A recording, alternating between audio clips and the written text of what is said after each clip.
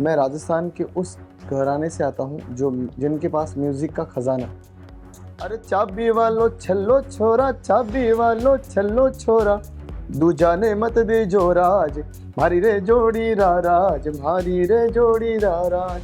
ये जब गा रहा था तो सारे लोग ऐसे देख रहे थे कि ये बच्चा कैसे गा रहा है, वाह वाह वाह वाह, ऐसा हुआ। उनके नाम लिए तो उनको भी अच्छा लगेगा। अरे बेटा मैं तेरा बाप हूँ। आप लोगों का रियाज कैसे होता है? तो ऐसे गा रहा हूँ जैसे राजस्थान में दौर पे बैठ के गा रहे हैं। हर की झोंकरो आयो रे बन के मारो मेहमान। फिर मैंने एक एक वर्ड को अच्छे से गाया, समझा उसको। फिर सुनिधि मैम की आंखों में आंसू थे, तुम ऐसे कैसे बदल सकते हो अपने आप को। 2 दिनों में इन अभी के मेरे जो भी दोस्त सिंगर्स थे मेरे साथ, दोस्तों को बताना चाहता हूँ, आप लोगों को मैं प्रमोट कर रहा हूँ। और मैं हर एक एक्टर के लिए गाना चाहूँगा जो बॉलीवुड में है। बट वी आर राजस्थानी, जुगाड़ू हम अपना राजस्थान खुद अपना रास्ता बना लेते हैं कहीं ना। हर संत कहे साधु कहे, ये सुखी भाजी, आ जा रे आ जा रे, आ जा रे आ जा रे, ये घूमर घूमर घूमर वैसा, घूमर घूमर मेक सम नॉइज।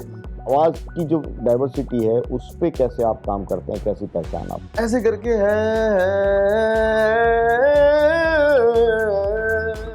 और क्या रिएक्शन था आमिर खान का, संजय दत्त? उनको ट्रस्ट होगा कि ये बंदा कुछ भी चेंज कर सकता है अपने आप में।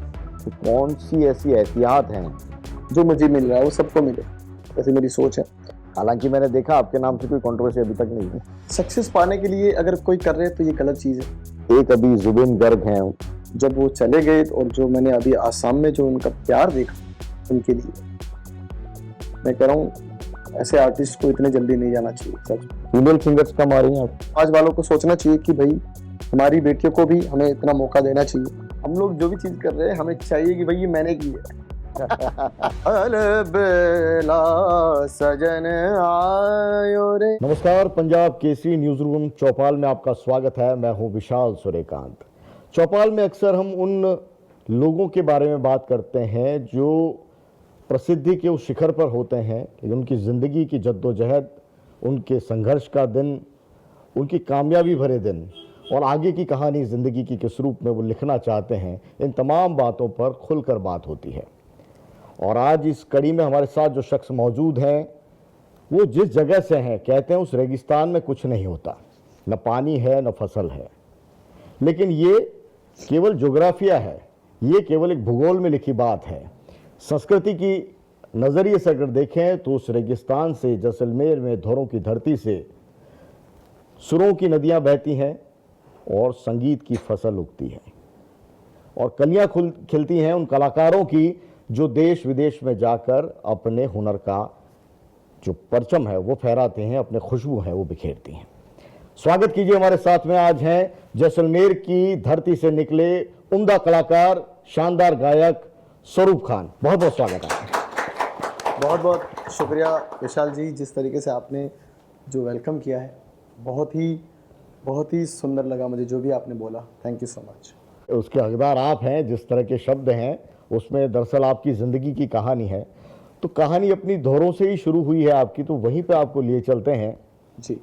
1991 अगर मैं तारीख सही बता रहा हूँ, और 6 अगस्त करेक्ट जी। वहाँ एक परिवार में, मंगनियार परिवार में आपने जन्म लिया। बचपन से कितनी पुरानी आपकी यादें? 5 साल की उम्र से तो आपने सिंगिंग शुरू की जी। उससे पहले कहाँ से आपकी यादें शुरू होती हैं अपने बचपन की? मेरी वही 5-6 साल की एज से मुझे लगने लगा कि मैं एक सिंगर हो सकता हूँ। और सबसे बड़ी बात यह है कि मैं राजस्थान के उस घराने से आता हूँ जो जिनके पास म्यूज़िक का ख़जाना है। मंगनियार घराना आपने सुना होगा जी। और हालांकि म्यूज़िक में ऐसा कोई ये तो एक नाम होते हैं कि घराने एंड ऑल, बट म्यूज़िक एक अलग दुनिया हो, मुझे ऐसा लगता है, जिसमें हम लोग जीते हैं। वहाँ के लोग और भी जो फील्ड के लोग हैं, जो क्लासिकल म्यूज़िक हो या फोक म्यूज़िक हो, चाहे किसी भी फील्ड में अगर कोई बंदा म्यूज़िक में है तो मुझे लगता है कि वो एक ब्रह्मांड में एक अलग दुनिया में जीता है। तो ये हम लोग अपने आप को बहुत लकी मानते हैं कि हमारे पास एक ऐसा म्यूज़िक है जिसमें बहुत पावर है, जिसकी बहुत वैल्यू है और जिसमें बहुत ओरिजिनलिटी है, तो उसमें उस घराने से आना, जन्म लेना, तो ये मेरे लिए सबसे बड़ी बात है कि मैं वहाँ से हूँ जहाँ के पूर्वजों ने बहुत सारा म्यूज़िक क्रिएट किया अपने यजमानों के लिए, वहाँ के राजपूत फैमिलीज़ के लिए।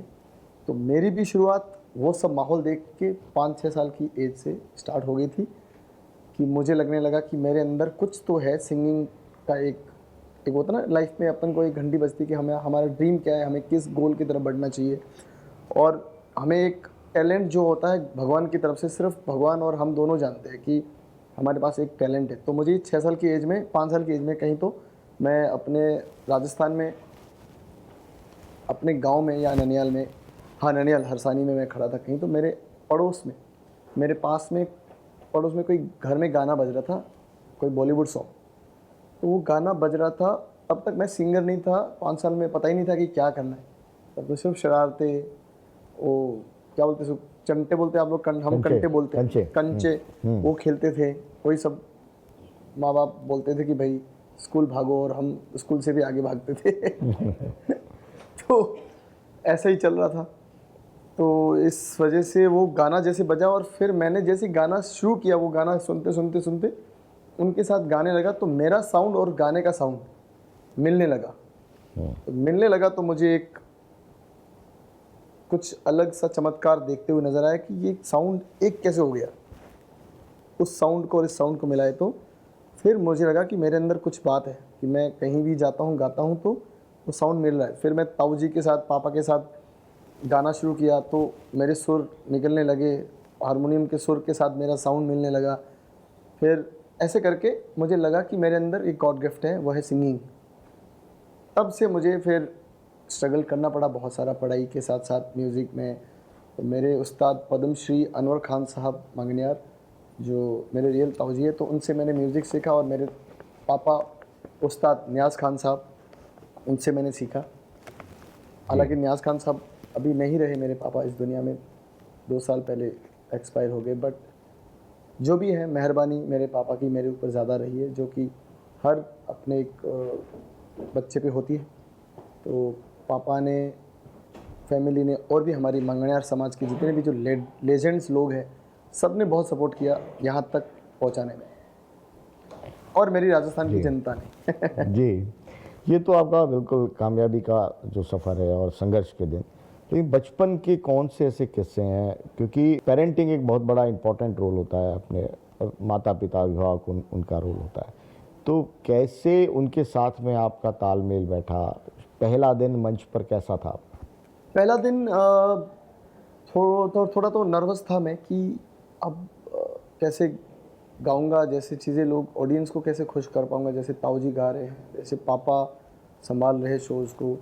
तो एक क्या ना, जोधपुर में रूपायन संस्था है, स्वर्गीय कोमल कोठारी जी थे, जो आई थिंक पद्म भूषण से सम्मानित थे जी, जो एक बहुत बड़े हमारे राजस्थान के नामी इंसान थे, जिन्होंने राजस्थानी फोक म्यूज़िक और हमारे मंगनियास लंगास के फोक म्यूज़िक को बहुत प्रमोट किया पूरी दुनिया में। जैसलमेर बाड़मेर से आगे दुनिया तक लाने में उनका बहुत सपोर्ट रहा है। नहीं तो हम लोग अपने वहाँ पे एरिया में ही गाना बजाना हमारा करते थे, बाड़मेर जैसलमेर हमारे जजमानों के साथ। आज भी वो चीज़ चलती है, बट वो दुनिया तक लाने में कोमल कोठारी जी का सपोर्ट रहा है। तो वहाँ पे कुछ ऑडिशंस होते थे फोक म्यूज़िक के,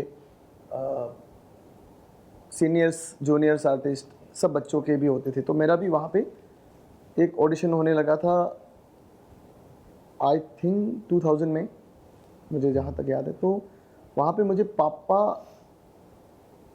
ज़बरदस्ती लेके गए, जबकि मेरा लिस्ट में नाम नहीं था, मैं छोटा था, 5-6 साल की एज में।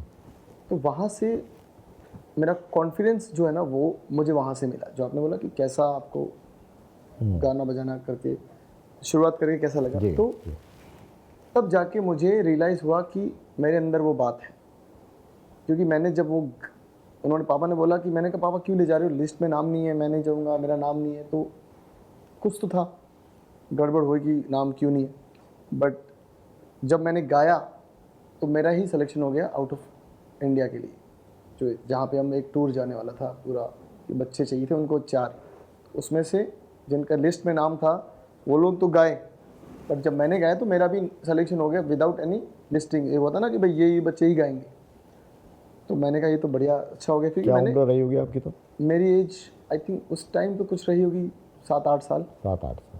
हाँ, तो 10 साल की एज में कुछ तो ट्रैवलिंग करना शुरू कर दिया था। अब इतना भी वो याद नहीं, बट हाँ म्यूज़िक 5 साल की एज से मुझे रियलाइज़ हुआ कि हाँ गा सकता हूँ।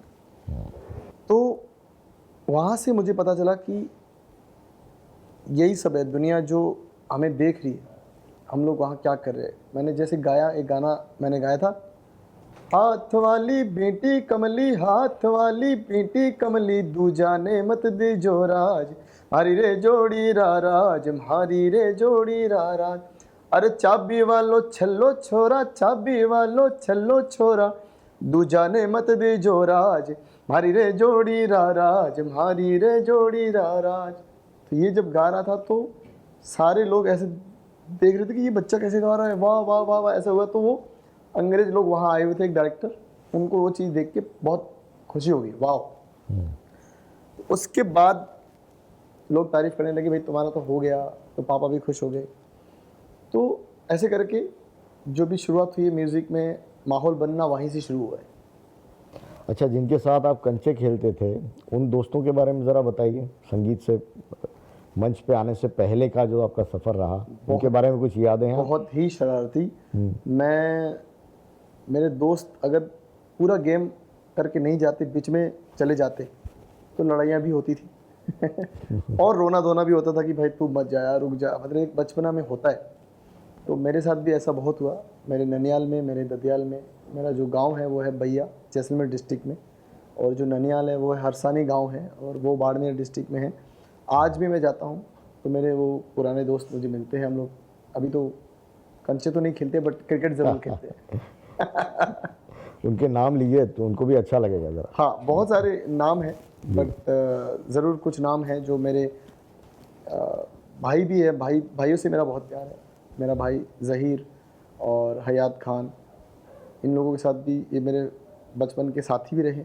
और मेरे अंकल, एक चाचा हैं, उनका नाम फोटे खान है, वो भी है। और रोशन मेरे ताऊजी का बेटा है। और विक्रम सिंह हरसानी से मेरे दोस्त हैं। और भैया से भी मेरे जजमान हैं जो मेरे दोस्ती में आते हैं, काफ़ी लोग हैं।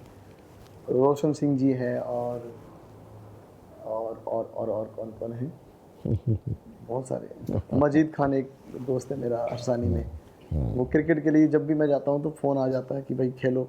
बहुत सारे ऐसे दोस्त हैं। अब कुछ नाम मैंने ले लिया, मुझे पता शिकायतें आ जाएगी और कि भाई मेरा नाम नहीं लिया एंड ऑल जी। और भी चलिए वो सभी को शामिल कर लेते हैं। मेरे जितने भी बाड़मेर जैसलमेर के दोस्त हैं, आप सब शामिल हो इसमें। तो आपका ननिहाल जो पक्ष है, वहाँ से ज़्यादा संगीत प्रबल रहा है, या कहाँ से आपका ज़्यादा जुड़ाव कहाँ से रहा है, पिता की तरफ से या माता के परिवार? देखो, लाड प्यार की बात करें तो दोनों साइड से मिला है वैसे तो, बट मैं रहा हूँ अपने ननिहाल हरसानी में। तो मेरे मामा लोग और नाना नानी ने मुझे बहुत वहाँ पे रखा, और मैं वहीं रहना पसंद करता था। और पापा और मम्मी का भी आना जाना ननिहाल में ज़्यादा रहता था, तो मैंने कहा मुझे नहीं ज़्यादा ट्रैवलिंग करना, आप लोग ही आना जाना करो, मैं यहीं रहता हूँ।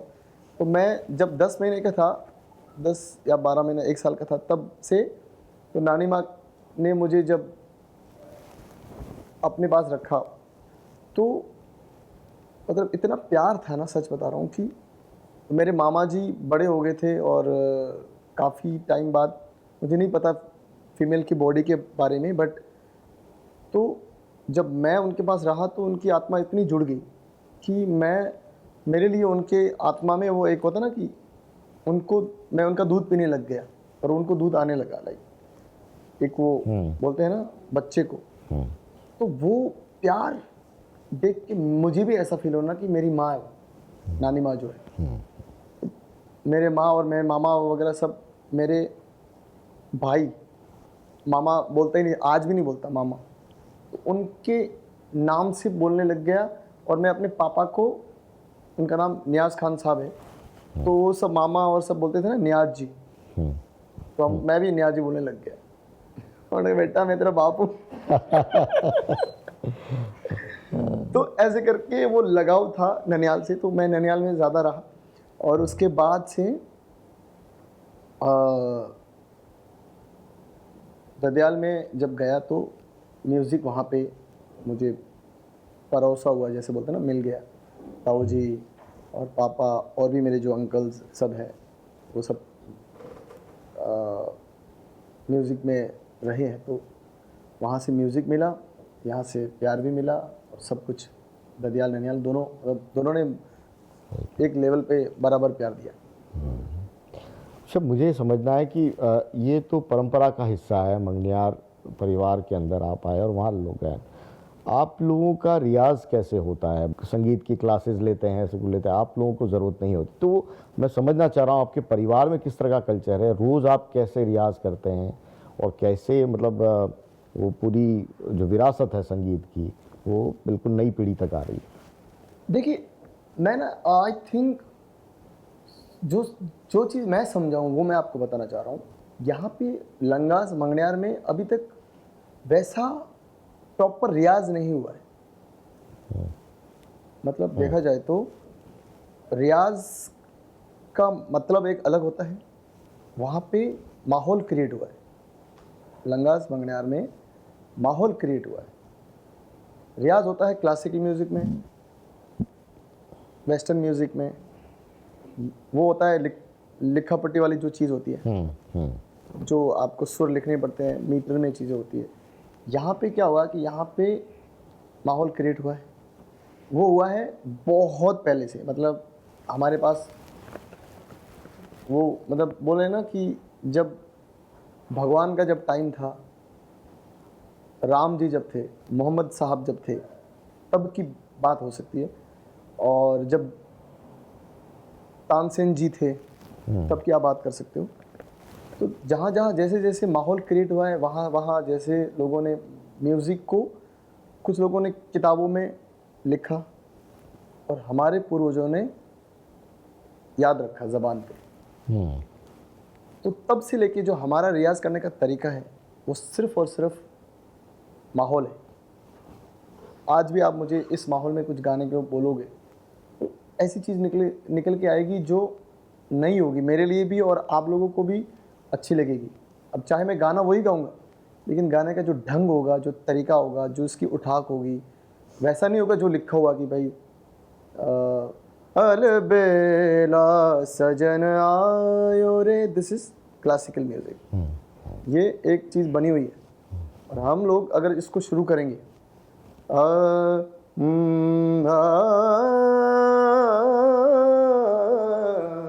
अलबेला सजन आयो रे, मतलब ये थोड़े क्या बात, हमारे अलग अलग तरीके से चीज़ें आ जाती। जैसे अभी अलबेला सजन आज जो मैंने भी गाया वो क्लासिकल थोड़ा मिल रहा है, बट इसको फोक, अभी किसी और फोक गाने को भी हम गाएंगे, जैसे केसरिया बालम आवनी पधारो हमारे देश, तो हम लोग गाएंगे। उसमें भी बहुत अलग अलग रंग है। केसरिया बालम आवनी रे पधारो हमारे देश। तो अब ये पधारो हमारे देश राजस्थान के किसी भी आर्टिस्ट से आप सुनेंगे ना, तो आपको अलग अलग रंग मिलेगा। तो ये है माहौल वाली सिंगिंग। ये लिखी हुई या समझी हुई सीखी हुई चीज़ नहीं है, ये है जितनी भी सीखी है उतना हमें पता है कि हमारा घर कौन सा है, हमारा रास्ता कौन सा, हमारी गली कौन सी गली से गुजरना है, हमें घर तक पहुंचना है। But the thing is variety है हमारे म्यूज़िक में। तो ये हमारा पूर्वजों ने यहाँ से रियाज स्टार्ट किया था। तो पहले जब दूरी होती थी ना आपस में, जब खेती बाड़ी में हो या अपने घरों में हो, जब फ़ोन नहीं था, तब कुछ भी नहीं था, तो एक दूसरे को बुलाते थे। जब किसी के घर पे जवाई आ गया है तो बुलाने का जो तरीका था उनका, वो पुकार जैसे विशाल जी कहाँ हो आप, हमारे घर पे बहनू जी आए हैं तो ऐसे करके है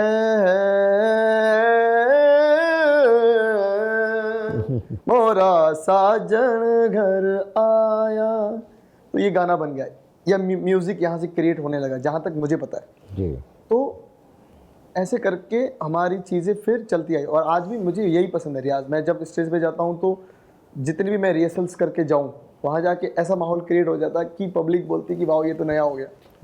तो हमें लगा ये तो हमारे लिए तो मतलब पुरानी चीज़ है कि करते रहते हमेशा माहौल बनता रहता है। This is God gift. जब आपके मांगनियार्स में सभी तरह के जो भी गायक हैं, पद्मश्री आपका अपने नाम लिया अनवर खान साहब का और मामे खान साहब और तमाम जो लोग हैं, एक संगीत प्रेमी होने के नाते सभी की आवाज़ें सबको अच्छी लगती हैं।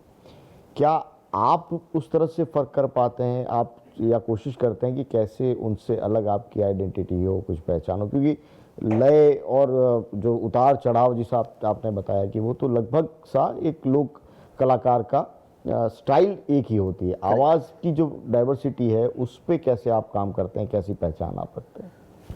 उससे मेरा ऐसा मानना है कि आपको सिर्फ फिर वहाँ पे सिंगिंग पे डिपेंडेंट नहीं रहना है। आपको अपने अंदर बहुत सारी वैरायटी लानी होगी, चाहे आपकी सिंगिंग स्टाइल हो, उसमें आप अगर एक जैसा ही गाना गाओगे, एक जैसी वॉइस बना के टोन क्वालिटी वैसी बना के गाओगे तो फिर वो कॉपी लगेगा, वो एक जैसा नहीं लगेगा। तो इसलिए आपको उसके लिए प्रैक्टिस करना बहुत ज़रूरी है। उसके लिए अलग अलग रियाजेस होते हैं, ठीक है। जैसे अब के जरिया हरगी झोकरो आयो रे बन के मारो मेहमान, this is my focused style. अब इसको अब मेरे पास कुछ और ऑफर आया कि भाई आपको ये गाना इस तरीके से गाना है, तो मेरे पास वो मेहनत होनी चाहिए, वो लगन होनी चाहिए कि आप अपने आप को वर्सटाइल सिंगर बना के रखो, ताकि कोई भी ऑफर, काम, फील या आपके काम की बात तो अलग होगी, आपको किस चीज़ में खुशी है। अगर मैं सोनू जी को मैं उनका गाना सुन रहा हूँ, सोनू निगम जी का, तो मुझे उस गाने को सुनने के साथ साथ मैं अगर खराब गा रहा हूँ तो वो दुनिया को भी खराब लगेगा। तो मुझे उसकी तैयारी करनी पड़ेगी कि मैं हर घड़ी बदल रही है रूप जिंदगी, छाँव है कभी कभी है रूप जिंदगी, हर पल यहाँ जी भर जियो, जो है समा कल हो ना हो। क्या this is different voice of mind. तो ये तैयारी होती है।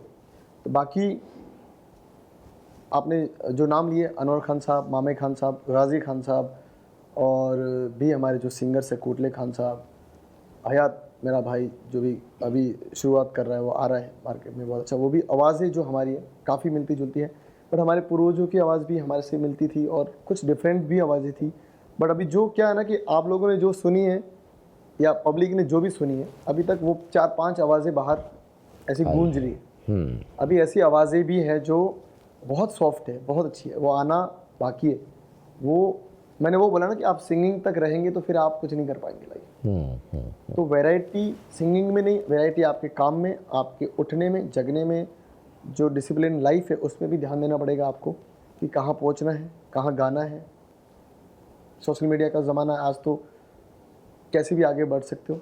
आज अभी लोग आगे काफ़ी बढ़ रहे हैं हमारी समाज के, मोती खान हो गए, जस्सू खान हो गए, और भी जस्सू एक सिंगर है, जस्सू खान, सरवर खान, सरताज खान, बहुत सारे युवा पीढ़ी है जो फीमेल सिंगर्स हैं वो कम आ रही हैं। फीमेल सिंगर ये भी अल्लाह जिला भाई, जिन्होंने केसरिया वो तो वाला किया, गाया बट था। अभी बहुत कम आ रही है। बट अभी क्या है ना कि जो बाहर के है ना, जो समाज से नहीं है, वो फीमेल सिंगर बहुत प्रमोट हो रही है, आ रही है। तो ये समाज वालों को सोचना चाहिए कि भाई हमारी बेटियों को भी हमें इतना मौका देना चाहिए। तो सब मिलके सोचेंगे तभी होगा, क्योंकि एक जना कोई भी वहाँ करने लगता है तो डरता है बेचारा अपनी वो इज्जत से, शान से, मान से। अब मुझे लगता है कि इज्जत, शान, मान ये कहाँ किस चीज़ में होना चाहिए, ये हमें सोच समझ के चलना बहुत ज़रूरी है। हम लोग हर चीज़ में मान सम्मान लेके बैठ जाते हैं, तो फिर वो उसके शिकार हमारे बच्चे ही होते हैं और कोई नहीं होता। तो वो हो रहे हैं, झेल रहे हैं कुछ चीज़ें, वो खुद भी समझ रहे हैं अब बाहर का रास्ता उनको नहीं मिल रहा है, तो मैं दुआएं करता हूँ कि वो रास्ता उनको, हमारी जितने भी जो लोग हैं वहाँ के और जहाँ के भी लोग, हिंदुस्तान के सारे लोग जो ऐसी चीज़ों में, सिचुएशन में फंसे हैं, वो ज़रूर बाहर निकलेंगे। धीरे धीरे जो प्रोग्रेस हो रही है, दिख रही है, तो मुझे उम्मीद है कि सारी चीज़ें बच्चों के साथ सही होगी। आपकी मुंबई का पहला सफ़र वो कैसा रहा, क्योंकि वहाँ सिलेक्शन हुआ, इंडियन आइडल में भी आप पहुँचे, और पहला दिन मुंबई में? मैं एक जोधपुर में कोई लोकल वेडिंग में शो करने गया था किसी ग्रुप के साथ, तो वहाँ पे मुझे एक राम दयाल जी करके एक बंदा मिलता है। तो मैं छोटा था, कुछ 17-18 साल, अभी भी हाँ इतना ही तो उसके बाद वहाँ पे उन्होंने मुझे बोला आपकी इतनी अच्छी आवाज़ है, क्यों ना आप ऐसे रियलिटी शोज़ में ट्राई करिए, इंडियन आइडल आ रहा है, सारेगामा आ रहा है। तो मैंने बोला भाई ये क्या होता है, मैंने कभी सुना ही नहीं इनके बारे में, क्योंकि घर में टीवी नहीं थी। हालांकि पापा ने बाकी चीज़ों में कोई तकलीफ ही नहीं आने दी, बट कुछ होती वजह टीवी भी नहीं रखना घर में, बच्चे पढ़ाई नहीं करेंगे, या ऐसी सोच थी पहले, या फिर थोड़ी बहुत पैसों की भी कमी थी स्टार्टिंग में, तो देख नहीं पाए ये चीज़ें कि भाई रियलिटी शोज़ भी आते हैं।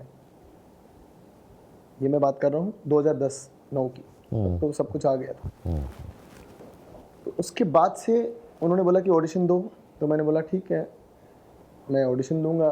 तो ऑडिशन की एक लैंग्वेज बनी हुई थी हमारे वहाँ, इंटरव्यू की लैंग्वेज जो बनी हुई थी कि आपको आउट ऑफ इंडिया के लिए इंटरव्यू देना होगा, जाएंगे बढ़िया फ्रांस में शोज़ करेंगे, तब लोकल शोज़ बहुत करते थे आउट ऑफ इंडिया में। तो मुझे भी वही था कि ऐसा ही कुछ होगा, लोग लेके जाएंगे, शो कराएंगे, वापस घर आ जाएंगे। तो जब मुझे पता चला कि ये इंडियन आइडल का शो है, तब मुझे रियलाइज़ हो गया कि तो मैं सबको ले जाता हूँ, फिर मैं अकेला क्यों जाऊँ, मेरे घर वालों को ले जाऊँगा। 2-4 मैंने अपने म्यूजिशियंस को बुक किया, अपने साथी कलाकार जो थे, एक भी सब अच्छा कर रहे। बाबू खान जी सिंगर थे, वो नहीं रहे, मेरे कज़न चाचा में थे, पापा के कज़न ब्रदर। सो उसके बाद रजब अली खान अभी अच्छा कर रहे हैं, देव खान करताल प्लेयर थे उसमें, वो भी अच्छा अभी कर रहे हैं अपना काम। और ये हम चारों लोग थे, तो गए थे उदयपुर ऑडिशन देने, तो बहुत अच्छा लगा। जजेस नहीं, वो साइलेंट ऑडिशन हुआ, उसके बाद साइलेंट में हमने अच्छा गाया मैंने। उसके बाद जब हम अहमदाबाद बुलाए गए, तो जब वहाँ पे जजेस राउंड था, तो जजेस राउंड के सामने मैंने गाया, तो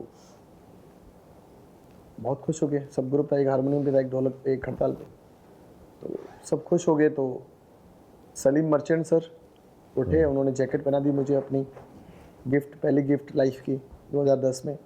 उसके बाद अन्नू जी खुश हो गए, सुनिधि मैम भी डांस करने लगी, खुश हो गई।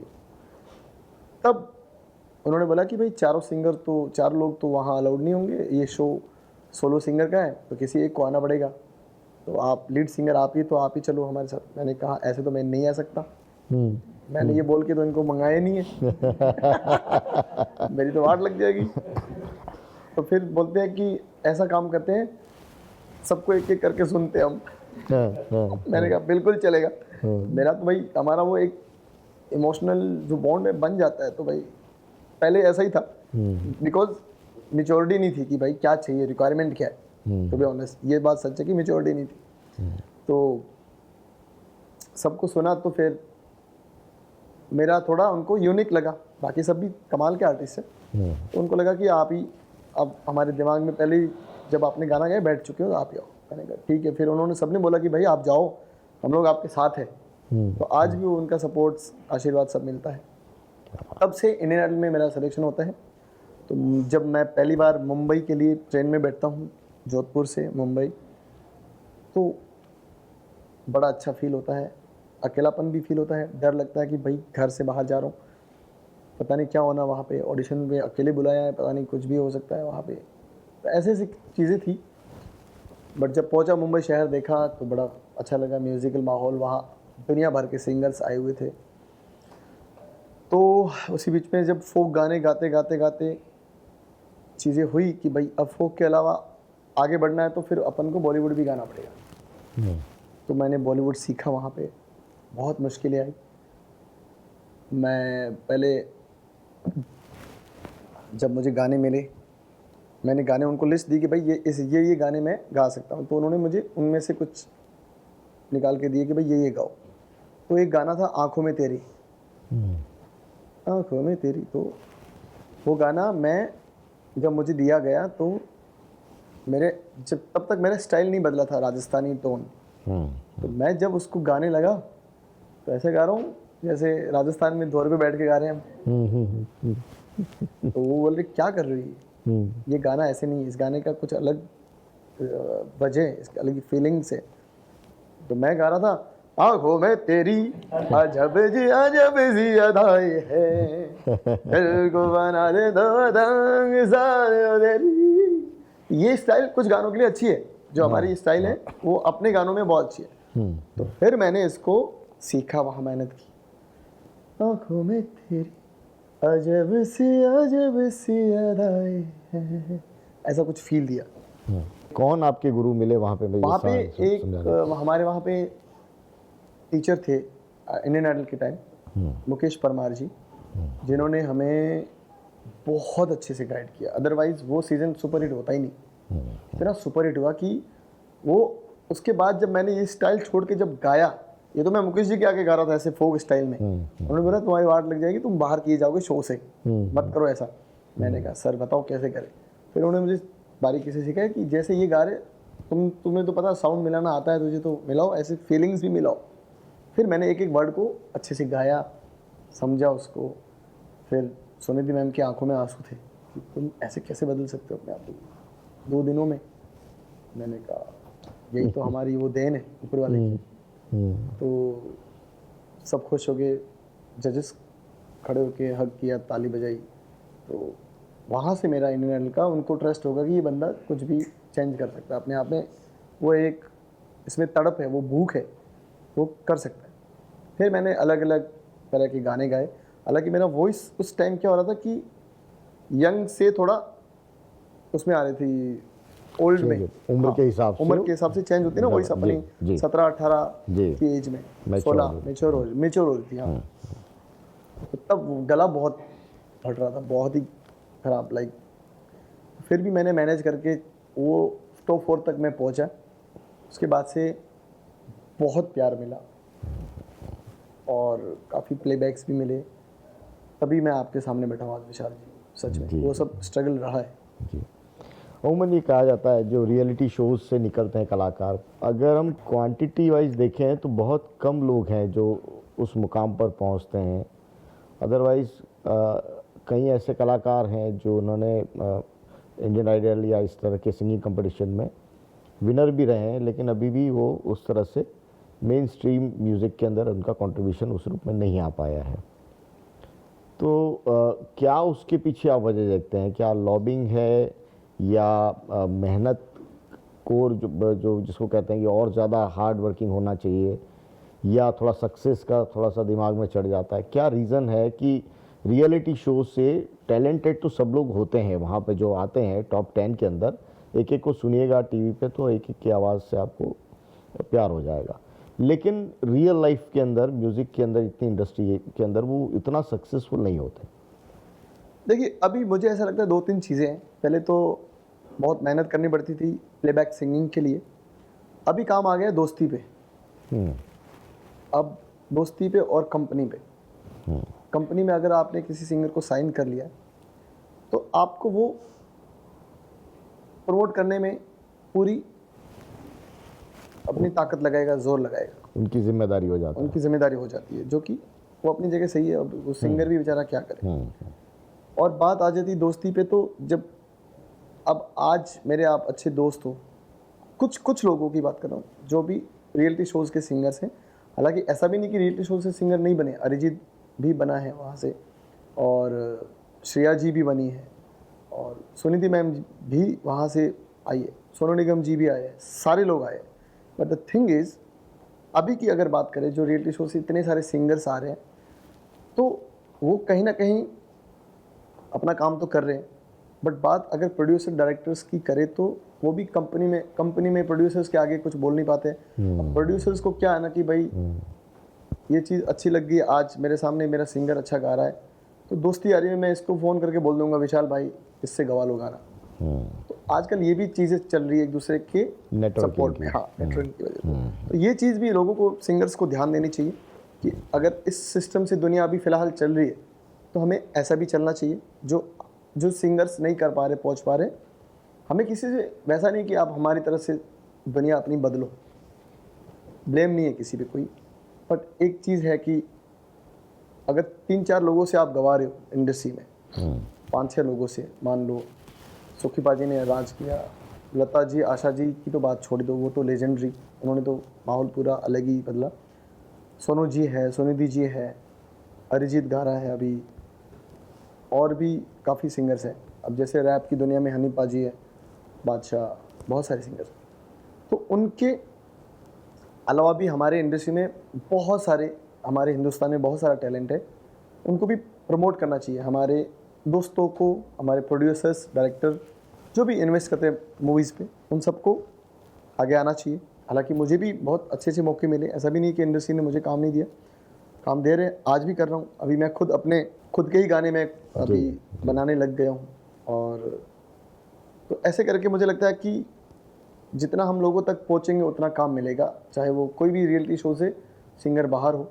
बाकी तो यूनिकनेस भी चलती है, जो अच्छा लगता है वो अच्छा लगता ही है, वो बिकता भी आगे, वो आगे काम भी करता है। तो मैं उन सब सिंगर्स को भी ये कहना चाहूँगा कि जितना हो सके यूनिक करो, बाकियों से अलग करो, तभी मज़ा आए। बिल्कुल सही कहा आपने। मैं काफ़ी, हमारा यूथ है, हमारे साथ में जर्नलिस्ट हैं और सभी आपसे इंटरेक्ट करना चाहेंगे, तो फ्लोर को ओपन करते हैं ज़रा जी। हाँ सर, मैं सौरभ। लगातार 2 दिन से अपनी बात हो रही है। मैं बस एक चीज़ समझना चाह रहा हूँ कि जो इंडियन आइडल के आपके सब कंटेस्टेंट थे आपके सीज़न के, उनसे बात होती है? कहाँ है वो आजकल और कैसा कर रहे हैं वो लोग? ये बहुत अच्छी बात पूछी आपने। इंडियन आइडल के मेरे जो भी दोस्त सिंगर्स थे मेरे साथ, उनसे मैं अभी भी टच में हूँ और बहुत अच्छा कर रहे हैं सब। जैसे श्री राम चंद्रा, उन्होंने भी प्लेबैक किया। जैसे उनका गाना आया था बलमा ओ बलमा तेरा सुभान अल्लाह, वो श्री राम ने गाया था। और उसके बाद शिवम पाठक, जिन्होंने खलबली गाया था, और वो एक दिल एक जान, और एक है भूमि त्रिवेदी, उससे भी टच में हूँ, जिन्होंने राम चाहे लीला चाहे गाना गाया था। और देखो, मैं दोस्तों को बताना चाहता हूँ, आप लोगों को मैं प्रमोट कर रहा हूँ। और राकेश मैनी मेरा अच्छा दोस्त है, वो भी बहुत अच्छे प्लेबैक कर रहे हैं और लाइव शोज़ में बहुत सबसे टॉप पे, हम सबसे आगे हो। और भी शशि सुमन मेरा अच्छा दोस्त है, और वहाँ की एक और दूसरे सीज़न 4 में थी चारू सेमवाल, वो मेरी अच्छी दोस्त है, वो भी अच्छा कर रही है। बहुत सारे दोस्त हैं मुंबई में। किस बॉलीवुड एक्टर के लिए आप गाना चाहते हैं और क्या गाना चाहेंगे? और गा के सुनाइएगा प्लीज़। वो तो बॉलीवुड एक्टर जब फिल्म बनेगी तब बोलेगा कि उसके लिए क्या चाहिए गाना। ऑब्वियसली ऐसा कोई सपना नहीं है, बट जिनको रिक्वायरमेंट होगी मेरी वॉइस की, तो मैं हर एक एक्टर के लिए गाना चाहूँगा जो बॉलीवुड में है। और मेरा ऐसा कोई चॉइस नहीं रही अभी, क्योंकि मैंने आमिर खान साहब के लिए गा लिया है, संजय दत्त सर के लिए गा लिया है, और वो भी राजकुमार हिरानी जैसी बड़ी फिल्म। बट ये है कि ज़रूर शाहरुख खान साहब के लिए है कुछ चॉइसेस मन में वो है, और सलमान भाई, और भी सारे लोग हैं। बट जिनके साथ भी मौका मिलेगा मैं खुश हूँ, और नहीं भी मिलेगा तो बहुत खुश हूँ, कोई बात नहीं। ठरकी छोकरो, ये गाना मिला कैसे आपको आखिर? ठरकी छोकरो इंडियन आइडल का एक एपिसोड चल रहा था, 3 इडियट्स के प्रमोशन पे जब ये लोग आए थे, तब मुझे मिला था ये ऑफ़र। जब राजकुमार हिरानी जी वहाँ पे आए थे, तो वहाँ पे वैसे तो नंबर वगैरह लेना अलाउड नहीं था, बट वी आर राजस्थानी, जुगाड़ू हम अपना रास्ता बना लेते हैं कहीं ना कहीं से। तो मैंने वहाँ से नंबर लिए, बट फिर hi hello good morning sir कैसे हो, ये सब चलता रहा। उसके बाद उनके सामने मैंने गाया था, अदरवाइज़ वो भी नंबर मैं नहीं लेता, नहीं देते वो, बिकॉज बहुत बड़े डायरेक्टर है वो, और वो अपना बिज़ी रहते हैं अपनी चीज़ों में। तो मैंने उनके सामने गाया था, ओ मितवा सुन मितवा तुझको क्या करना रे, ये धरती अपनी है, अपना अंबर है रे, तू आ जा रे। तो मैं यो थोड़ा अलग अलग वैरायटी में गाना गाया। इसमें 2-3 सिंगर है, सुखी पाजी भी है और उदित जी है। तो हर संत कहे साधु कहे, ये सुखी फाजी, आ जा रे आ जा रे आ जा रे आ जा रे, ये उदित जी। तो ऐसे करके गाया तो उनको लगा कि वाह यार ये तो बड़ा अच्छा सिंगर है, नंबर दिए और टच में रहे। तब उन्होंने मुझे बुलाया घर पे कि स्वरूप भाई आ जाओ बैठते हैं, कुछ म्यूज़िक। मैं भी एयरपोर्ट पे था, क्यू में कहीं खड़ा था, मैंने क्यू वहीं छोड़ दिया। मैंने कहा राजकुमार हिरानी जी का कॉल। मैं जब गया तो पता चला कि ढर की छोकरो एक गाना है, और मैंने कहा यार सर आपका गाना, तो मुझे लगा ऐसे ही सुन रहे होंगे कहीं प्राइवेट इवेंट में कहीं डालेंगे या। फिर बोला कि पीके फिल्म में बना रहा हूँ, आमिर खान, संजय दत्त, सुशांत सिंह जी राजपूत थे और अनुष्का शर्मा। तो इनकी कास्टिंग है और ये फिल्म है। तो मैंने कहा यार ये तो बहुत बढ़िया, चमत्कार हो गया मेरी लाइफ में, पीके जैसी बड़ी फिल्म। तब मैंने ये गाना गाया तो अजय अतुल जी का बहुत अच्छा म्यूज़िक है, सोनम करकरे जी का उनके लिरिक्स है, और फिर गाया तो चमत्कार हो गया लाइफ में, बहुत प्यार मिलने लगा। काफ़ी शोज़, काफ़ी नए लोगों का ट्रस्ट जो जागना चाहिए था मेरे पे, वो जाग गया कि भाई इज़ प्लेबैक सिंगर, ये कर सकता है कुछ। तो फिर वहाँ से घर की छोकरों मिला। और क्या रिएक्शन था आमिर खान का, संजय दत्त का इस गाने के बाद? मुलाकात हुई? जी मुलाकात हुई दिल्ली में, जब हम प्रमोशन पे गए थे तो तब आमिर खान साहब वहाँ थे, तो उन्होंने मुझे हक किया कि वाह क्या गाया आपने, और ये वाह आर्टिस्ट के लिए बहुत बड़ी बात हो जाती है। तो वहाँ से मुझे बहुत अच्छा लगा कि आमिर खान साहब ने खुद गले लगाया। Great great. मैं सर को हैंड ओवर करूँ इससे पहले घूमर वाला अगर आप गा पाए, क्योंकि हम सबका फेवरेट है और बहुत डिमांड थी। घूमर रमवाने आप पधारो सा, घूमर रमवाने आप पधारो सा, आओ जी आओ घूमरड़ी खिलवाने, पधारो सा घूमरड़ी खिलवान, भलम थारू घुरन घुरावे, ओ घबरावे मन में भावे मारो, बदिलो भवर मन भाव, चमक छम बाज पायल बाज भाई सखेर, चमक झमक घुघरा बाजे, आओ सा घूमरड़ी खिलवाने। अरे घूमर घूमर घूमर घूमर घूम मेरे, घूमर घूमर घूमर वैसा घूमर घूम मेरे। क्या बात, बहुत बहुत शुक्रिया। सर मेरा एक क्वेश्चन था, आर्टिस्ट जो बहुत छोटे शहरों से या गांवों से निकल कर जाते हैं तो सुनते हैं कि शहरों में बहुत स्ट्रगल करना पड़ता है। आप राजस्थान के एक छोटे से गांव से निकले हैं, मुंबई तक पहुंचे हैं, ऐसा कोई मोमेंट जो आपके लिए सबसे ज़्यादा स्ट्रगल भरा रहा हो, जो आपको आज भी याद आता हो आपकी इस पूरी जर्नी में? देखिए लाइफ में तो मुझे लगता है कि हर रोज़ जब उठते तब स्ट्रगल है। ऐसा नहीं है कि आप एक बार एक मुकाम तक पहुंच के आपको फिर आराम की ज़िंदगी मिलनी है, ऐसा नहीं। क्योंकि बॉलीवुड शहर हो चाहे कोई भी शहर, वहाँ जाके हमें जब सक्सेस मिल जाती है तब भी उतनी ही मेहनत करनी है, और जब नहीं मिलती है तब भी उतनी मेहनत करनी है। तो बात यह है कि मेरे साथ जो लाइफ में चीज़ें हुई है, मुझे लगता है कि काफ़ी चीज़ें अच्छी हुई है, काफ़ी चीज़ें मुझे स्ट्रगल करना पड़ा, मेहनत करनी पड़ी, आज भी कर रहा हूँ। जैसे बहुत सारी लैंग्वेजेस में कुछ सीखना हो, चाहे और भी म्यूज़िक सीखने का लोड होता है कि भाई आज मैंने इतनी पब्लिक को खुश किया है तो क्यों ना मैं इनको भी खुश करूं। तो ये सब लोड रहता है, तो इसके लिए भी स्ट्रगल बोले तो सीखने मेहनत की बात कर रहा हूं। तो हर चीज़ में स्ट्रगल, मुझे लगता है कि जैसे विराट कोहली ने एक बात बोली थी ना कि स्ट्रगल वो करते जिनके पास रहने के लिए कुछ नहीं होता, जो रोड पे होते हैं। तो वो उनकी बात बिल्कुल सही, मैं एग्री करता हूँ कि वैसे स्ट्रगल हमारे लिए तो, अगर हम लोग कहीं सही जगह है जहाँ पे हमारे पास खाना पीना रहना करना है, तो मुझे लगता है कि आप जो भी कर रहे हो बेस्ट है।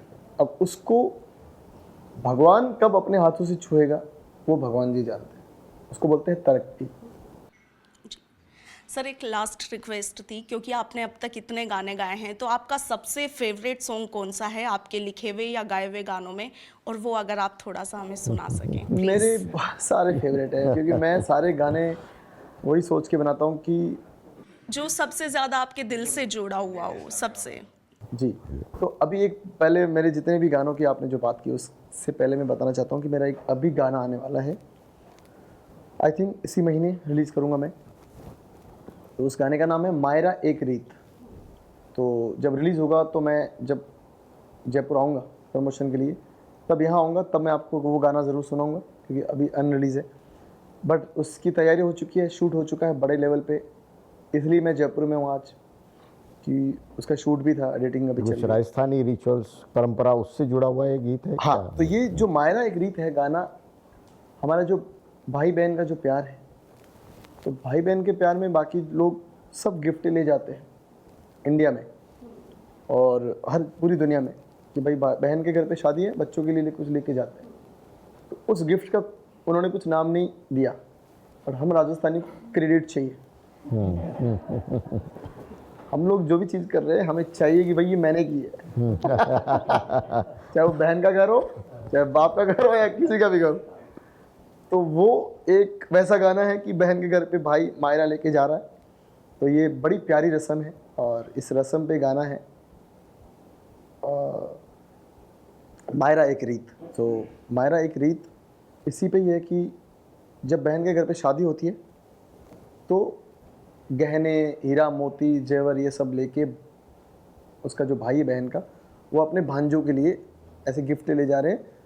तो तब बहन उसके वेलकम में बहुत सारी तैयारी करती है, महफिलें लगाती है, सबको बोलती है कि भाई मायरा की रस्म तो होगी, क्योंकि उसका भाई आ रहा है और उसको भी चाहिए कि भी मेरे भाई को प्यार मिलना चाहिए मेरे ससुराल में। तो ये एक दूसरे का सम्मान है, प्यार है, और इसी पे गाना बेस है। और बहुत सारे इसमें अच्छी सी चीज़ें हैं, जैसे कि इसको मैंने खुद ही लिखा है, खुद ही कंपोज किया है, और मैंने खुद गाया है, और भी मेरे काफ़ी इसमें लोगों ने काम किया है। भाव्या दुबे एक है उसमें, इसमें प्रोग्रामिंग की है इस गाने की। और अभी मैं मार्स म्यूज़िक के साथ इस गाने को रिलीज़ करने वाला हूँ बहुत जल्दी। और मार्स म्यूज़िक लेबल मेरे दोस्त कमल खरबंदा का ही है, तो हम लोग सब मिल के करने वाले दोस्त हैं, और अभी जल्दी रिलीज़ होगा। डिजिटल पे बहुत ज़्यादा प्रेजेंस आप रखी है फिल्मों के साथ साथ, ये क्या कोई बैकअप प्लान है या सॉरी पैरेलल हो रहे हैं? रिपीट करें। जी, डिजिटल पे आपकी प्रेजेंस आपने बढ़ाई है यूट्यूब पे, और आपके जो पर्सनल आप एल्बम वगैरह कर रहे हैं, तो बॉलीवुड के साथ साथ ये जो आप कर रहे हैं अपना पर्सनल काम भी या स्टेज शो भी, तो ये सब बैकअप प्लान का हिस्सा है या चल रहा है, सिलसिला आगे बढ़ रहा है जैसे जैसे मौके बन रहे हैं? नहीं, मुझे ऐसा लगता है कि एक होता है कि आपका काम, एक होता है इनका काम, एक होता है मेरा अपना काम।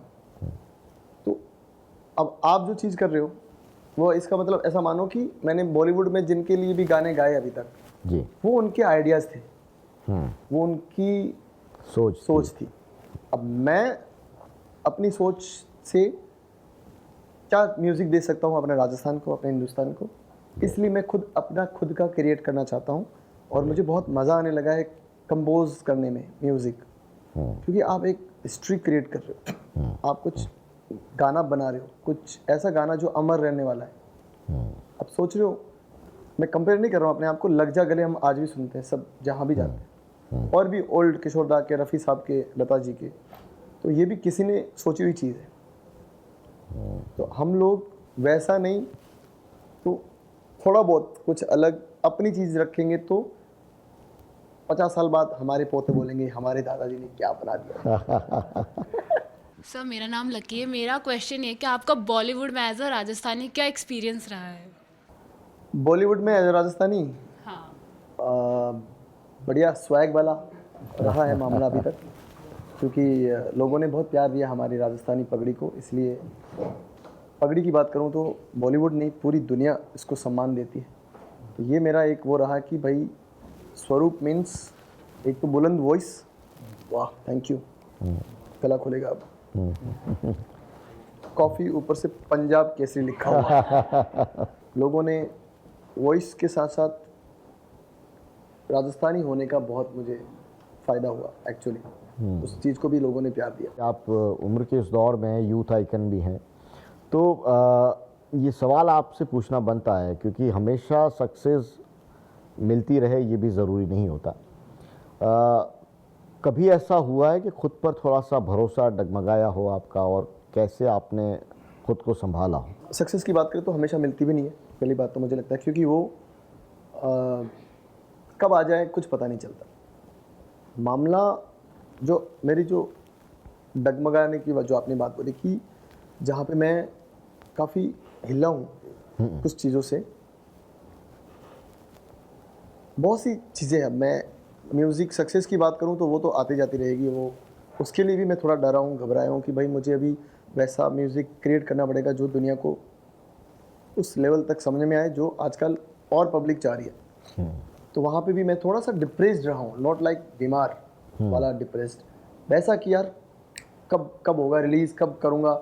इस वजह से मेरे और भी गाने एंग्जाइटी, हाँ कि कब होगा, जल्दी करूँ, पता नहीं ये हो जाएगा वो हो जाएगा, ऐसे एक डर आते हैं ना ख्याल एंग्जाइटी वाले जी। कि भाई जल्दी रिलीज़ हो हमारे गाने। क्योंकि अभी क्या होगा, दुनिया बहुत फास्ट हो गई है, तो वो फास्ट लाइफ, इसलिए अभी मायरा तो आ रहा है, हालांकि मैं बहुत बीच में म्यूज़िक क्रिएट करने में लग गया था, इसलिए रिलीजिंग पे मेरा फोकस बहुत कम हो गया था। अभी वो टाइम आ गया, मुझे लगता है कि मैं जब अपनी म्यूज़िक बैंक को लाऊंगा पब्लिक के सामने, तो ये एक डर रहा है मेरी लाइफ में। घबराया हूँ यहाँ पे काफ़ी जगहों पे, तो वहाँ पे मुझे डर लगा कि भाई सक्सेस कम हो जाएगी, और हुई भी। मुझे उस चीज़ का नुकसान भी हुआ, मुझे उस चीज़ का फ़ायदा भी हुआ। फ़ायदा ये हुआ कि मुझे बहुत कुछ सीखने को मिला इस दौरान। और लाइक कोविड, जो हम लोग कोविड में 2 साल थे, तो हमने बहुत कुछ वहाँ परिवार के साथ तो जुड़े रहे, सीखा भी, कुछ लोगों ने मेहनत की घर बैठे। तो वैसे ही मेरा रहा कि जहाँ कहीं जो चीज़ें जल्दी हो सकती थी वो लेट हुई, बट अगर उसको कंपेयर करें तो लेट होने की वजह से मुझे ये म्यूज़िक सीखने को मिल गया। मैंने कंपोजिंग करना सीख लिया, खुद लिखना शुरू कर दिया, और अच्छा खासा लिख रहा हूँ आजकल। और क्या चाहिए। अच्छा, परिवार आपका मुंबई है, आना जाना उनका रहता है, या आपका जुड़ाव कैसे ये, क्योंकि मांगनियार्स हैं वो एक तरह से जॉइंट फैमिली और एक संयुक्त परिवार का कल्चर रहता है, तो और वहाँ मुंबई में वो संभव है नहीं कि सभी एक साथ रहें, तो ये जुड़ाव कैसे आप बनाए रखते हैं, कैसे क्या तरीका अपनाया आपने? मैं मुंबई में मैं रहता हूँ, तो मेरी फैमिली भी मुंबई में आना जाना उनका रहता है, और मेरे भाई मेरे साथ रहते हैं, और बाकी सब मम्मी पापा भी बहुत आके गए हैं, और उनको एक्चुअली वहीं ज़्यादा पसंद है रहना, क्योंकि अब देखा जाए तो इतना ज़रूरी नहीं रहा कि मुंबई रहना ही बहुत ज़रूरी है। अब तो इंडिपेंडेंट भी काम होने लग गए।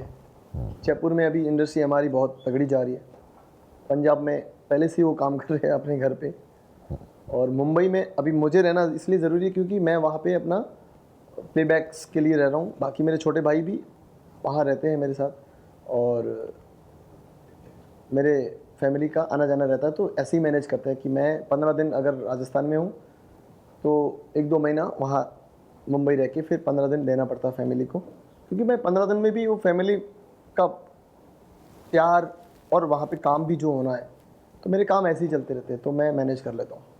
जैसलमेर जब आप जाते हैं तो कौन सा आपका सबसे ज़्यादा गाना है, आपके पड़ोसी, जानकार, छोटे बच्चे आपको देखकर गाते हैं जो बहुत ज़्यादा पॉपुलर है? अभी घर के छोकरों तो सब गाते हैं मुझे देख के। अरे की छोकरो, मैंने कहा तुम गाली क्यों दे रहे हो मुझे? आई एम नॉट टर्की छोकरो, बट मैंने कहा हाँ आई एम टर्की छोकरो, बट सिर्फ हरकतों के पीछे भागता हूँ, म्यूजिक की हरकतें जो होती है। तो हाँ स्मार्ट है ये तो। मैंने कहा नहीं, अच्छा मस्ती करते हैं। कैसा लगता है जब आपके गाने वो दोहराते हैं? तो आप जब लोग छेड़ते हैं तो बहुत प्यार देते हैं। मुझे ऐसा लगता है कि छेड़ना मीन्स म्यूज़िक की अगर बात करते हो तो मैं उसको प्यार में ही लेता हूँ। तो वो बहुत अच्छा लगता है कि कैसे मैं बोल रहा हूँ, तो वो बहुत अच्छा लगता है कि जब गाने सुनते हैं तो एक आर्टिस्ट की वही एनर्जी, वहीं से पावर बढ़ता है। तो दोस्त लोग भी सम्मान देते हैं कि भाई आज आपका गाना है, तो सच्चे दोस्त होते हैं ना, तो सच में उनको प्राउड फील होता है कि तुम्हारा इस फिल्म में गाना, बड़ी प्राउड की बात है, तो अच्छा लगता है। परिवार से भी प्यार मिलता है, दोस्तों को भी। तो मेरा एक बालम बालम गाना आया था, मैंने खुद ही लिखा था और इसको गाया था, कंपोज किया था। अमोल डांगी एक आर्टिस्ट है हमारे कमाल के, राजस्थान के, उन्होंने इसका म्यूज़िक प्रोड्यूस किया था।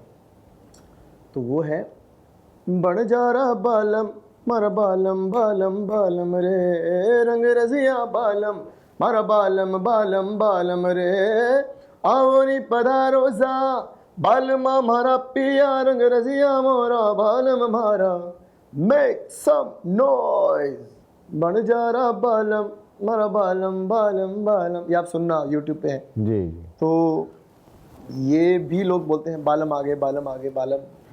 मैंने कहा भाई मैं बालम नहीं हूँ किसी का। तो ऐसे करके बहुत मस्तियाँ चलती है तो प्यार मिलता है।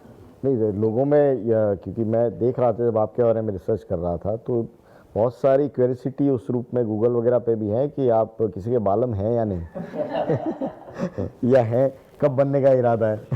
मैं हूँ बिल्कुल, मैं मैरिड हूँ और मेरी बिटिया भी है, उनका नाम शुक्रान है। अरे वाह। और राजस्थान में जैसे हमारे कल्चर में शादी ब्याह होता है वैसे ही मेरी शादी हुई है।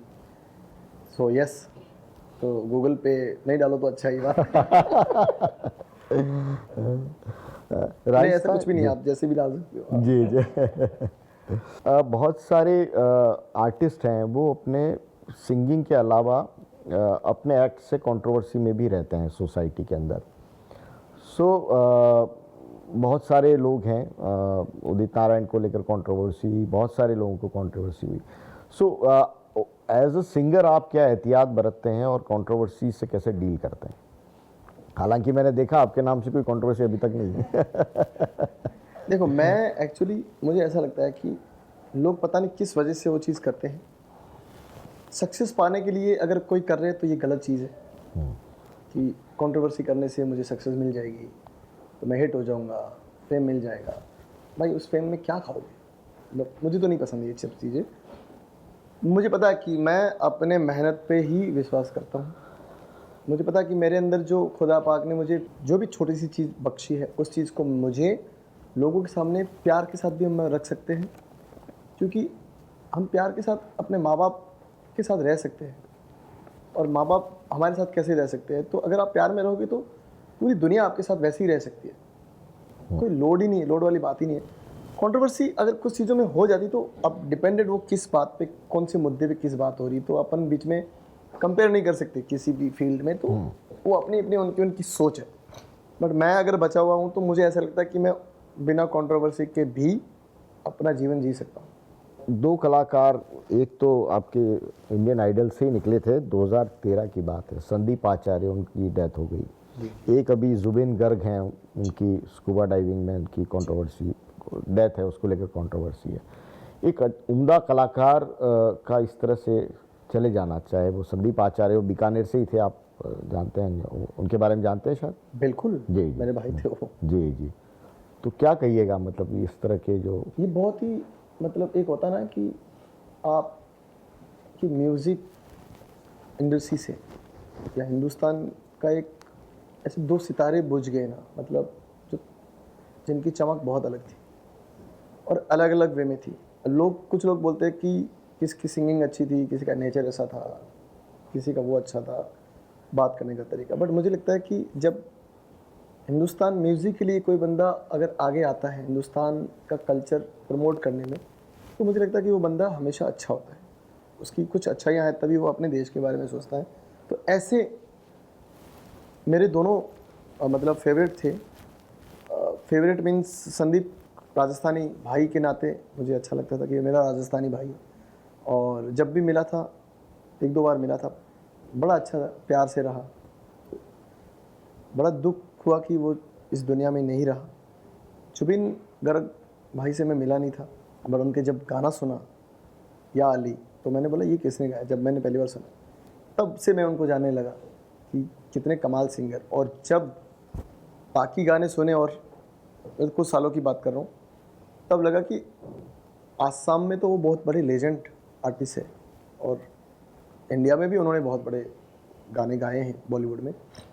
बट जब वो चले गए और जो मैंने अभी आसाम में जो उनका प्यार देखा उनके लिए, मैं कह रहा हूँ ऐसे आर्टिस्ट को इतने जल्दी नहीं जाना चाहिए। सच में कुछ तो और म्यूज़िक देना चाहिए था। तो ये दुख है दोनों, जब ऐसे महान सितारे चले गए हमारे बीच में, तो हमेशा दर्द रहेगा। देखिए, ज़िंदगी और मौत ऊपर वाले के हाथ में होती है, हुनर भी वही देता है। लेकिन डिसिप्लिन को लेकर भी आप कुछ कहेंगे एक आर्टिस्ट के अंदर, क्योंकि और आप कौन सा डिसिप्लिन है फॉलो करते हैं, क्योंकि आपको पता है कि आपकी आवाज़ आपकी पहचान है, आप खुद अपने परिवार की राजस्थान की पहचान है, तो कौन सी ऐसी एहतियात हैं जो आप बरतते हैं ख़ास तौर से आपके रूटीन में? देखिए, अपना अपना सबका जीने का तरीका है और डॉक्टर्स हमें कुछ अलग बोलते हैं। हमारे जो वर्कआउट की बात करें, बॉडी के जो ट्रेनर होते हैं हेल्थ के बारे में, हेल्थ डॉक्टर, तो वो लोग अलग बोलते हैं कि इस तरीके से रहोगे तो ये अच्छी चीज़ें होती है। बट कहीं ना कहीं मैं भी मानता हूँ कि भाई रात को सोने से अच्छी नींद आती है और अच्छा माहौल होता है, और यही प्रकृति का भी नियम है। तो मैं भी कभी कभी सोने की ट्राई करता हूँ, बट मैं रात को ज़्यादा जगना पसंद करता हूँ बिकॉज ऑफ म्यूज़िक। मुझे नींद ही नहीं आती है, मुझे ऐसा लगे मेरा पैटर्न ही ऐसा बन गया है। फिर लेट हो जाता है, और वो भी इंडियन आइडल में आके हुई चीज़ें। जब वहाँ शूट लेट तक चलता था, तो वो मेरी लाइफ में चीज़ ऐड हुई है। बट मुझे ऐसा लगता है कि डिसिप्लिन ऐसा नहीं है कि अब सब जैसे बाकी लोग कर रहे हैं वैसा ही सोच के हम अगर करेंगे तो बाकी लोगों की जैसे हमारी मेहनत नहीं होगी ना, फिर हम सिर्फ उठ के क्या करेंगे। तो हर आर्टिस्ट को, हर इंसान को जो माहौल आपको, जो हालात आपको जैसे रखते हैं, उससे अपने फ़ायदे में रह के कि भाई बेनिफिट्स है इसमें, हेल्थ इश्यूज़ भी नहीं है और हमारा काम भी हो रहा है, तब आप अपना जब दिन में सो या रात में सो कुछ फ़र्क नहीं पड़ता है। मुझे ऐसा लगता है काम और अपनी हेल्थ के लिए सोच के अगर कुछ भी कर रहे हो तो फिर बेस्ट है। तो वो डिसिप्लिन मेरे लिए वो सही है। मैं सोता ही नहीं हूँ रात को, सच में। रहमान साहब अभी भी नहीं सोते, आपको पता ये बात? उनसे मुलाकात आपकी कैसे हुई? मेरी मुलाकात उनसे हुई थी, बट बहुत नॉर्मल सी थी। लाइक दूर से मैं गा रहा था तो वो सामने बैठे थे। जब मैंने जिमा अवार्ड किया था सबसे पहला वाला, तो उसमें मैंने परफॉर्म किया था, तो तब लता जी ने भी सुना था। सोचो यार, बहुत बड़ी बात है। तो वो लोग सब बैठे थे आगे और हम लोग परफॉर्म कर रहे थे, तो ऐसे करके उनसे मुलाकात हुई थी। बट मैंने सुना ऐसा कि वो रात को जग के म्यूज़िक करते हैं पूरी रात। और काफ़ी लोग ऐसे जो 4-5 तो बज जाती है हर आर्टिस्ट को, मुंबई वाले दो, जिनको भी आप देख लो। तो लता जी से कभी आपका कम्युनिकेशन हुआ? लता मंगेशकर, उनसे कोई संवाद हुआ आपका? हाँ, उनसे मैं उधर मिला, आशीर्वाद लिया, फ़ोटो साथ में आई। अभी तक तो वही, तब तक वो एक्चुअली वो बहुत ओल्ड भी हो गए थे उस टाइम और ज़्यादा बात नहीं करते थे। अब मिलते नहीं थे किसी से, वो घर पे रहना पसंद करते थे। तो मेरा ये नसीब अच्छा है कि मैं उनसे एक बार पास में जाके खड़ा हुआ हूँ, मिला हूँ, और बहुत आज भी मुझे ब्लेस्ड फील होता है कि उनसे मिला हुआ हूँ। तो वो सच में वो एक हमारे हिंदुस्तान की सरस्वती माँ थी। और मुंबई में आपका फेवरेट प्लेस क्या है? कहाँ पसंद करते हैं आप रहना? घर पे रहना। घर पे? नहीं, बहुत सारी जगह। तो मैंने सच में जब काम करके थक के आते ना, तो घर में अगला दिन तो मेरा ऐसा जाता कि भाई सोफे में रहूँ मस्त, मैच अगर कोई है उस दिन पे तो मैच ऑन रहे, अदरवाइज मतलब काम के अगले दिन की बात करूँ, अगर गाना कर लिया कंप्लीट, अभी एक दिन चाहिए मुझे रिलैक्स, तो मैं घर पे रहना पसंद करता हूँ ज़्यादातर। और कभी कभार मन करता है इवनिंग में फ्रेंड्स के साथ, तो कहीं भी हम बाहर बैठ लेते हैं, चाय कॉफ़ी पी लेते हैं। इसको वाइंड अप करते हुए मैं उस नोट पे आपको ले जाना चाहता हूँ। आज से 30, 40, 50 साल बाद में आप किस रूप में जाना चाहते हैं, नंबर 1, और राजस्थान के कलाकारों के लिए क्या करना चाहते हैं? देखिए, राजस्थान के कलाकारों के लिए तो देखो, मेरी कोई हैसियत नहीं है कि मैं उनके लिए कुछ करूं। करने वाले वो लोग हैं जो अभी तक करते हैं और ऊपर वाला है उनकी लाइफ में। बट मैं अपनी तरफ से अगर जो बेस्ट कर सकता हूं हिंदुस्तान के लिए, राजस्थान के लिए, आने वाले 30-40 साल, और जितना भी मैं रहता हूँ ऊपर, उसके ऊपर भी 60 साल 100 साल। तो बस मेरा ऐसा ही मानना है कि मैं यूनिक से यूनिक चीज़ करता रहूं, तो मेरे आने वाले जो समाज के लोग हैं, जो मंगनियार्स, लंगाज, वो भी अपने म्यूज़िक में वैरायटी लाए। एक होता ना कि हीरा है, पर उसके लिए हमें खोदना पड़ेगा उसको। उस खोदने का काम मैं कर रहा हूँ कि भाई ऐसे करके हम आगे बढ़ सकते हैं। तो उस के लिए मैं अपने नए म्यूज़िक में नए गाने बनाऊंगा, नए लिरिक्स, नया स्टाइल कैरी करूंगा, ताकि उनको मंच मिल पाए, वो जो मुझे मिल रहा है वो सबको मिले, ऐसी मेरी सोच है। और बाकी तो जो ऊपर वाला कराएगा वो मंजूर है, और सबके साथ अच्छा ही हो, मैं दुआएं ऐसी है। क्या बात है।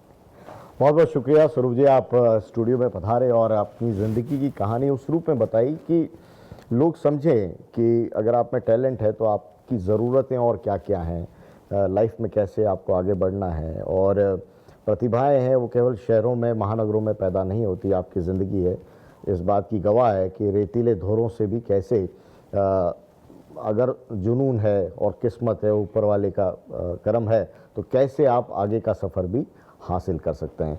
तो ये तो आपके सफ़र की बात है। समापन के साथ आपने जो कहा कि मांगनियार जो आपके लोग हैं उनके लिए आप क्या कुछ करना चाहते हैं, चलते चलते बस एक ही गुजारिश है कि महिला सिंगर्स उस कम्युनिटी से और आगे आएँ जिसमें आपका योगदान हो, ऐसे और नाम आने चाहिए आपके साथ में, स्वरूप के साथ में, एक नए स्वरूप के अंदर मांगनियार्स हैं वो सामने आए। बहुत बहुत शुक्रिया स्टूडियो में पधारने के लिए और हमें वक्त देने के लिए। बहुत बहुत शुक्रिया विशाल, आप सबका बहुत बहुत शुक्रिया। और पंजाब केसरी राजस्थान पे आके मुझे बहुत अच्छा लगा, और हम लोग ऐसे ही मिलते रहेंगे। और दोस्तों, आप लोग, मेरा गाना आ रहा है मायरा एक रीत, जो मार्स म्यूज़िक के साथ रिलीज़ होने वाला है मेरे यूट्यूब चैनल स्वरूप खान ऑफिशियल पे। आप लोग इस गाने को ज़रूर सुनना और शेयर करना, और अपने भाई बहनों से अगर प्यार करते तो ये गाना ज़रूर शेयर करना। Thank you. Thank you sir.